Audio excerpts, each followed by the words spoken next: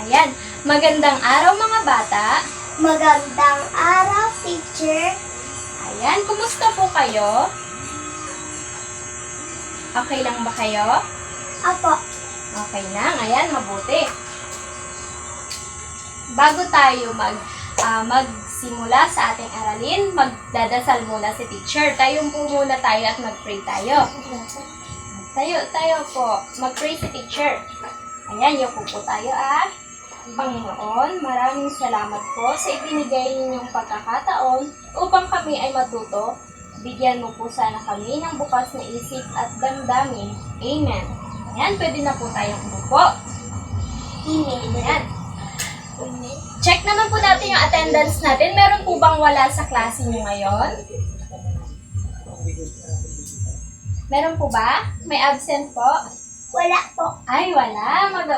Mabuti naman kung ganon. Check po natin, may takdang aralin po ba tayo? Wala po. Ayan, wala po tayong takdang aralin. Ayan, basahin po muna ni teacher yung mga alituntunin sa silid-aralan para po maayos yung takbo ng klase natin. Una, pumasok sa silid-aralan ng tahimik at maayos. Kailangan po tahimik po tayo pagpapasok po tayo dito sa school. Pangalawa, maging mabait at magpakita ng respeto sa iba. Huwag po tayong mag-aaway ha. Wala pong bullying. Ayan, pangatlo, wala. Pangatlo, manatili sa upuan maliban na lamang kung may pahintulot na umalis. Huwag po kayong aalis-alis sa upuan nyo ha. Pang-apat, itaas ang kamay kung gustong magsalita o magtanong. Ayan, magtaas lang po kayo ng kamay. At pang-lima, sundin ng mabuti ang mga tagubilin at panoto. Sundin nyo lang po kung ano po yung mga sasabihin ni teacher. Naintindihan po ba? Apo. Opo, ayan po.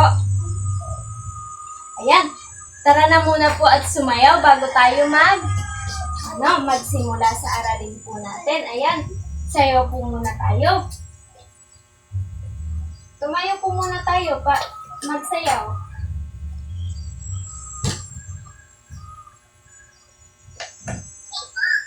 Ikaw.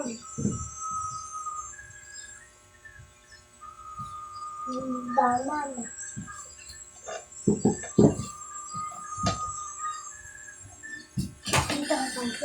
Dito ka, Barbie.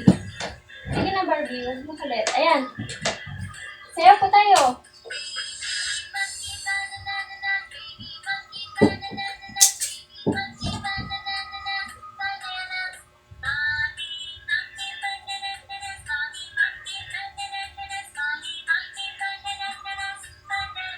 Talaga.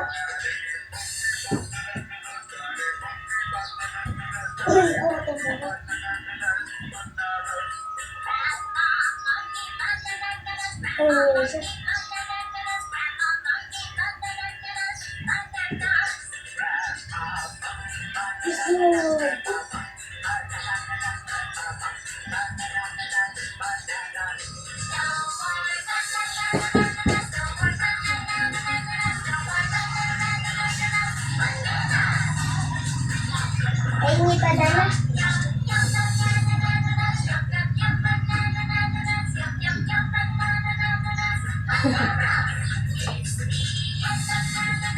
Tayo.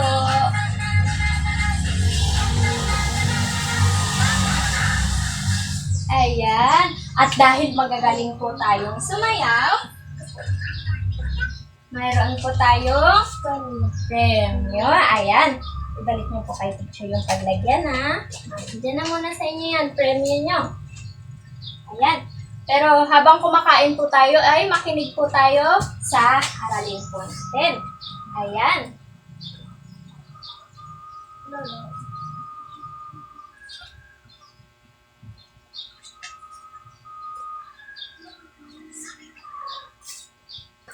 Ayan. Tingnan niyo po muna yung premyo niyo. May i-check lang po si teacher. Ayan. Ngayon naman po, magbalik-aral po muna tayo. Ayan, kain na po kayo. Magbalik-aral po muna tayo. Ayan. Tingnan po natin kung pagmasdan po natin ang larawan na ito. Ayan, sinulat po kanina sa inyo. Oh, pagmasdan po natin ang larawan na ito. Ano pong tawag sa uri ng kwento? Kung naaalala niyo pa po ba, ano pong tawag sa uri ng kwento na mga hayop po ang nagsasalita at kumikilos? Pabula. Taas po ng kamay. Ikaw muna. Pabula. Ano naman, ito naman para kay Steven. Ano naman ang kumikilos o nagsasalita o tauhan sa isang pabula? Ayan, hayop. Magaling. Last na tanong ni teacher. Bakit tayo nag-aaral ng isang pabula? Taas lang po ng kamay. Ikaw, Barbie? Para matuto ng tamang asan. Ayan. So, binasa po talaga ni Barbie yung ating notes. Ayan. Sinala ko sa anin, hindi ako mayroon. Ayan. Bago po tayo magsimula, basahin po muna natin ang ating layunin. Ayan. Sa araw na ito po, ay papag-aralan po natin ang pabulang. Pakibasa po, sabay-sabay. Pagong at si Matsing. Ayan, ang gagaling yung magbasa. Ayan, babasahin ko po yung layunin ng ating pabula. Matutukoy ng mga mag-aaralang pangunahing tauhan, tagpuan, at pangyayari sa kwento matapos itong mapakinggan. Pangalawa, may papakita ng mga mag-aaralang interes at kasiyahan sa pakikinig sa kwento sa pamamagitan ng aktibong pakikilahok sa talakayan. At pangatlo, nakapagsasagot ng wasto ang mga mag-aaral sa mga tanong hinggil sa kwento gamit ang larawan, kilos o simpleng pagsusulat. Naintindihan po ba? Opo. Ba't hindi yung pa po kinakain yan? Kainin niyo na po. Mamaya, bigyan. Ay, mamaya. Gusto mo bigyan si ate at papa. Ito naman po, naalala niyo po ba? Or nakakita na po ba kayo ng puno na ganito? Opo. Ano pong puno ito? Saging. Ayan, puno ng saging. Ngayon naman po, may saging po ba kayo sa inyo? Ako meron. Sa inyo? Ay, ikaw lang kumakain pero walang puno doon. Ngayon, gusto ko pong bigyan si Barbie at saka si Steven ng puno ng saging. Ano pong gagawin ni teacher? Isa lang. Ay, hatiin natin. Ayan, hinati na natin. Ngayon, sige. Sa tingin nyo, saan po yung mabilis na tutubo dito? Ito yung may ugat. Yung may ugat. Hindi po itong parteng may dahon? Hindi. Ito Tama po. yung Upo ugat. lang po, upo lang po. Ayan, ito po. Ayan, mas matalino po tayo kay Matsing Ayan, oras na po ng kwentuhan. Babasahin na po ng mabilis ni teacher, tapos magtatanong lang po saglit, tapos sagutan niyo po kung talagang makikinig po kayo. Ayan, si Pagong at si Matsing, isa po itong uri ng pabula. Ayan, sina Pagong at Matsing ay matalik na magkaibigan. Mabait at matulungin si Pagong. Ayan, makinig po kayo Inuwa lang po kami dyan. Wait lang po. Mabait at matulungin si Pagong. Subalit, si Matsing ay tuso at palabiro. Isang araw, sa kanilang paglilibot sa kagubatan, nakakita si Pagong ng isang puno ng saging. Ayan, upo po tayo ng maayos para mabilis po tayo matapos. Ayan. Wait lang po. Matsing at tuso palabiro. Isang araw, sa kanilang paglilibot sa kagubatan, nakakita po sila ng isang puno ng saging. Nagpasya po ang magkaibigan na paghatian ng puno ng saging. Kinuha po ni Matsing ang parteng itaas kanina, yung maraming dahon. Sa pinag-aakala niya po na mabilis po mamunga yung puno ng saging dahil marami na pong dahon. Kinuha naman po ni Pagong ang parteng may ugat. Umayos po tayo ng upo. Ayan. Sino po ang matalik na magkaibigan? Matsing at Pagong. Ayan, si Matsing at Pagong. Ano naman po ang puno na nakita nila sa kagubatan? Saging. Umayos po tayo. Ayan. Wait lang po. Inaalagaan ni Pagong ang kanyang halaman. Araw-araw, dinidiligan niya ito at nilalagyan niya ng pataba ang lupa. Ganon din si Matsing. Subalit makalipas ang ilang linggo, nalanta ang tanim na saging ni Matsing. Ang si Pagong naman ay natuwa nang makita ang umuusbong na dahon sa puno ng saging. Lalo itong inalagaan ang tanim hanggang sa mamunga po. Ito po yung dalawang ito po yung dalawang magkaibigan. Tapos nakita po nila yung puno ng saging at pinaghatian po nila. Ito na po yung naging puno ng saging ni Ay, Pagong. Ayan. Ano pong nangyari sa puno ng saging ni Matsing? balanta. Nalanta. Very good. Ayan. Nainggit si Matsing nang makita ang bunga ng saging ng halaman ni Pagong. Di naglaon, umayos lang po ng upo. Di naglaon, nagyaya na si Matsing na kainin po ang saging na tumubo sa puno ni Pagong. At pumayag naman po itong si Pagong. Ngunit hindi makaakyat si Pagong kung kaya nangako si Matsing na siya na lamang po ang aakyat. Yun po ang pinangako niya. Pumayag naman po itong si Pagong. Ayan. Ito po, pumayag po si Pagong. Papunta na po si Matsing. Ayan. Wait lang po.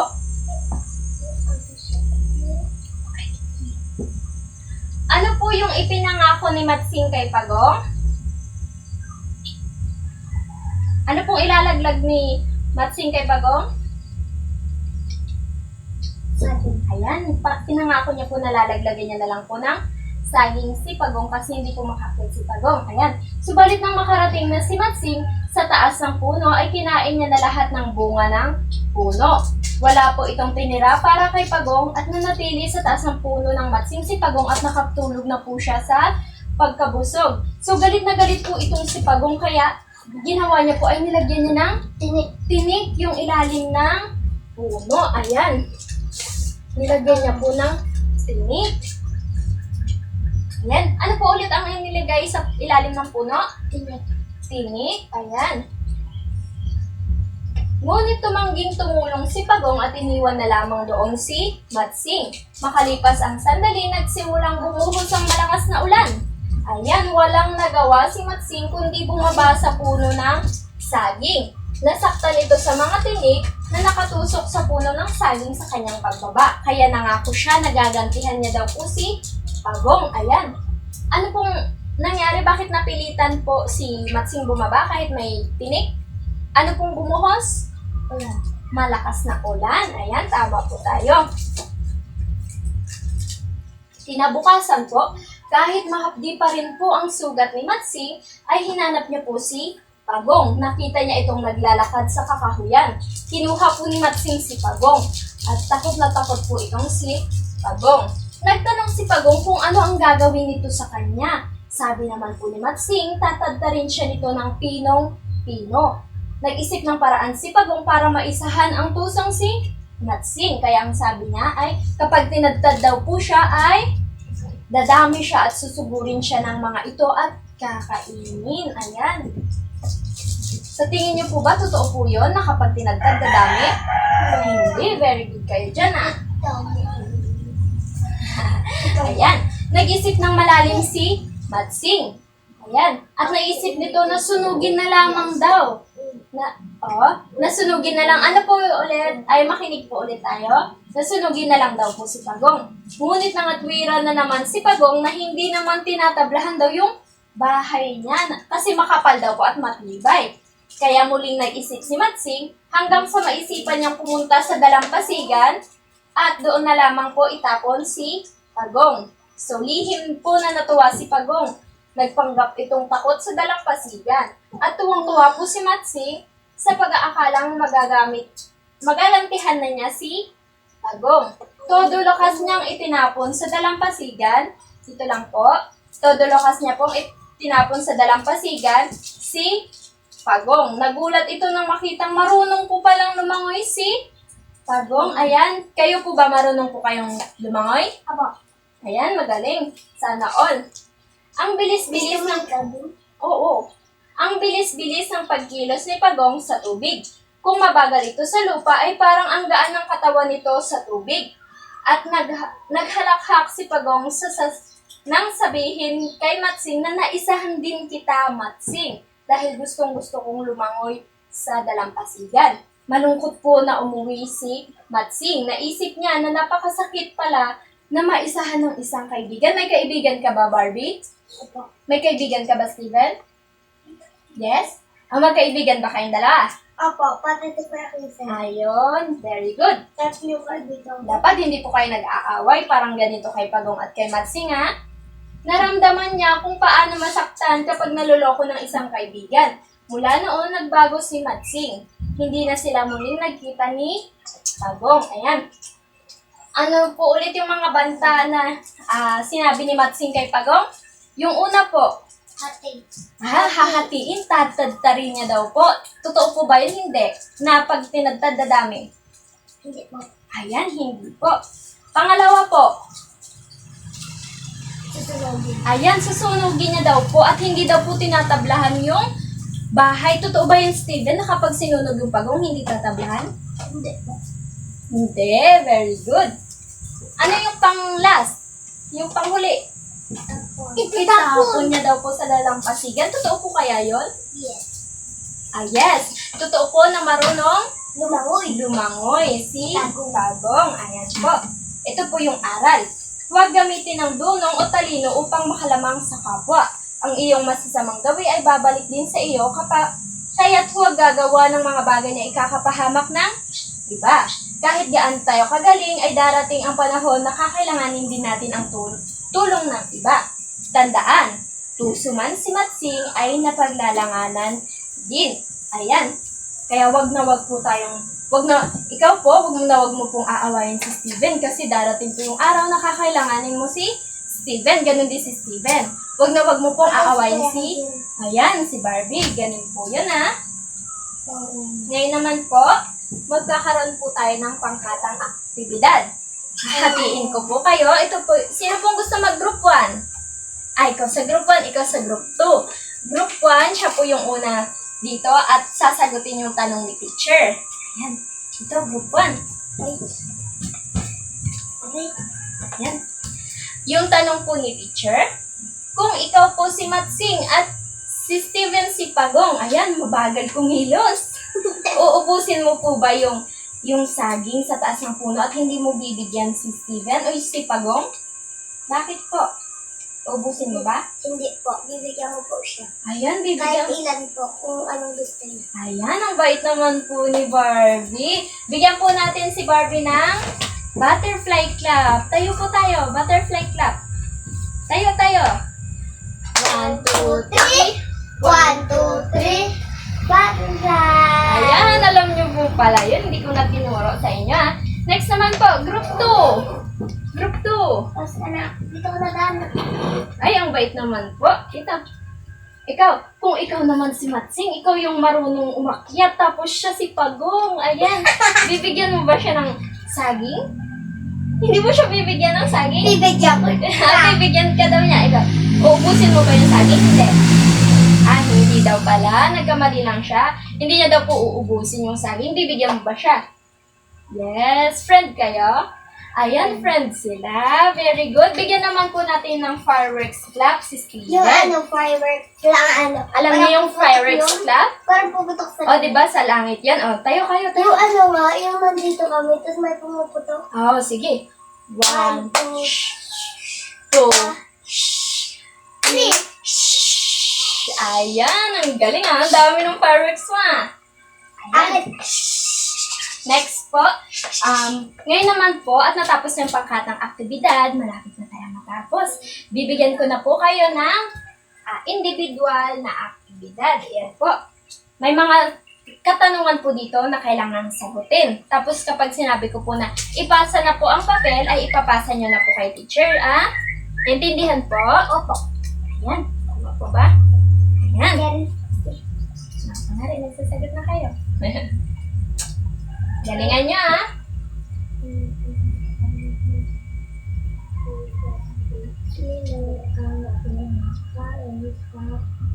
Sino ang kumakain sa ano to? Sino? Puno? Puno. Matsing. Ito si Matsing. Dito po. Ay, ito. Sino ang kumain sa mga puno na bunga sa bunga?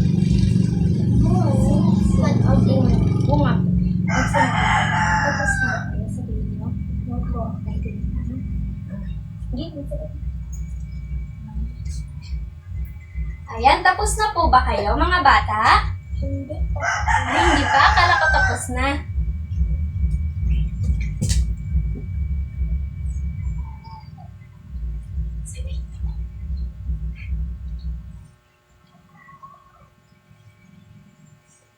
Ayan, Barbie, tapos ka na ba? Opo. Ayan, kunin ko na yung kay Barbie. Tapos, ito lang papel. Ito, Steven. Kahit hindi na po. Steven, tapos ka na po. Kahit hindi na. Opo. Ay, hindi pa pala siya tapos. Sige, tapos na. Tapos na. Ayan, ang gagaling niyo. Ang bilis niyo magsagot, ah. Ayan, tingnan natin. Ang bilis ko. I-check ko mamaya. Tapos, bukas, kapag nag-aral tayo, dyan naman po sa inyo. Ayan, sasabihin ko yung score nyo. Ayan, ang gagaling. Ayan. Ngayon naman po, sino nga po ulit yung makapagbibigay sa akin? Sino yung dalawang karakter dun sa kwento? Sino yung dalawa? Matsing at Ayan, ang gagaling nyo. Kung kayo po ang tatanungin, sino po sa dalawa yung gusto nyo pong tularan?